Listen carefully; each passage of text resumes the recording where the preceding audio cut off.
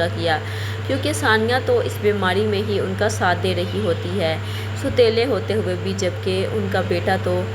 ملک سے باہر بیٹھا ہوتا ہے۔ تو اب یہاں پر وہ ثانیہ کے سامنے کہتی ہے کہ پلیز میرے بیٹے کو بلوا دو۔ تو اب ثانیہ اپنے بھائی کو فون کرتی ہے اور اسے کہتی ہے کہ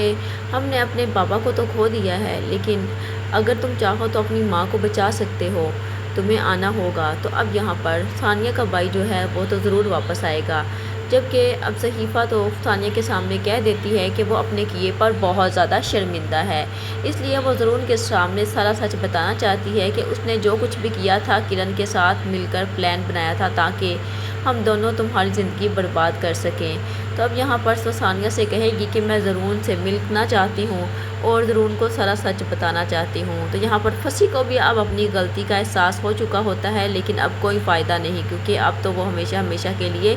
معذور بھی ہو چکا ہوتا ہے، کیونکہ یہ دنیا تو مکافات عمل ہے اور پھنسی کو اس کے کیے کی سزا مل چکی ہوتی ہے اور صحیفہ کو بھی اب کرن کو سزا ملنا باقی ہوتی ہے۔ تو اب یہاں پر جیسے ہی لائبہ کو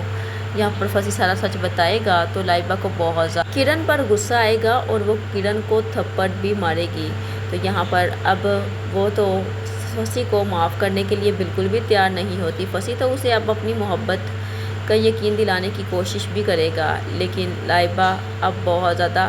رو رہی ہوتی ہے اپنی ماں کے گلے لگ کر، جب اس کے سامنے ساری سچائی آتی ہے کہ ثانیہ تو بے قصور ہے، سارا کا سارا قصور تو کرن کا ہی ہے۔